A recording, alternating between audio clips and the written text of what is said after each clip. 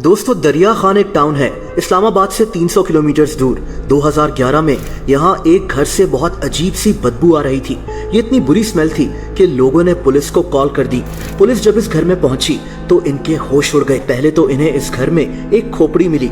ये किसी कुत्ते की खोपड़ी लग रही थी। दोस्तों यहाँ एक कमरे से वही अजीब स्मेल आ रही थी।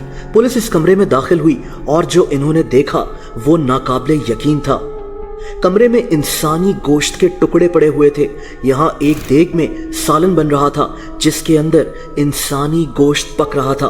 दरिया खान की पुलिस को वहाँ कुछ चूंटियां चलती हुई नजर आईं। ये चूंटियां बेड के नीचे जा रही थीं। इन्होंने बेड को हटाया तो वहाँ एक बैग में एक औरत की लाश पड़ी हुई थी जिसकी हालत बहुत खराब थी। पुलिस को इस घर से कुदाल और छुरे वगैरह भी मिले। घर में कुछ कफन भी पड़े हुए थे। ये घर दो भाइयों का था, मोहम्मद आरिफ और फरमान अहमद। ये दोनों यहाँ अपने वालिद और बहन के साथ रहते थे। पुलिस ने इन दोनों भाइयों को अरेस्ट कर लिया। दोस्तों देखते ही देखते ये वाकया पूरे पाकिस्तान में मशहूर हो गया। दो भाई जो इंसानी गोश्त खाते हुए पकड़े गए थे। ये जिस औरत की लाश को पका रहे थे उसका नाम सायरा था। ये कैंसर की वजह से मर गई थी। इसको दफनाया गया लेकिन अगली सुबह इसकी कब्र खुदी हुई मिली। ये औरत कब्र से गायब थी। ये दोनों भाई सायरा की लाश को कब्र से निकाल कर ले गए थे। इनके पड़ोसियों ने बताया कि इनके इलाके के कब्रिस्तान से पिछले 2 सालों में कई मुर्दे गायब हो चुके हैं। उस कब्रिस्तान के केयरटेकर गुलाम हुसैन ने पुलिस को बताया कि इसने इन 2 भाइयों को यहाँ कई दफा देखा है लेकिन इसने कभी भी इस बात पर ध्यान नहीं दिया था। बहरहाल फरमान ने बताया कि इसने पहली दफा सितंबर 2010 में एक कब्र से एक लाश को चुराया था जो एक बच्चे की लाश थी।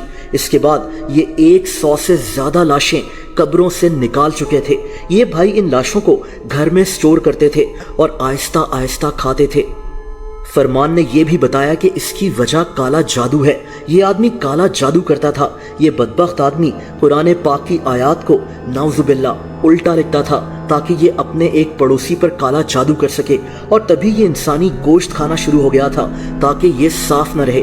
काला जादू इतनी गंदी चीज है कि इसके लिए इंसान को गलाजत में रहना पड़ता है और फरमान यही कर रहा था। इसका दूसरा भाई कुछ अरसे के बाद इसके साथ मिल गया था और फिर ये दोनों भाई मिलकर कब्रों से मुर्दों को निकालना शुरू हो गए।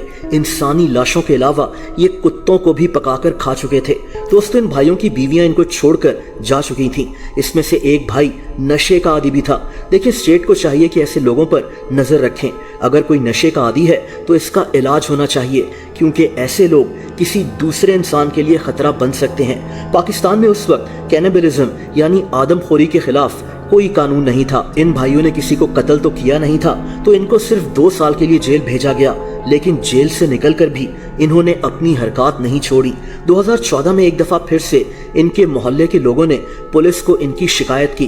पुलिस को फिर से इनके घर से एक बच्चे की लाश मिली जिसको ये पका रहे थे। इस दफा इनको 12 साल कैद की सजा हो गई थी। ये एक ऐसा केस है जो शायद पाकिस्तान में पहले कभी देखा नहीं गया था।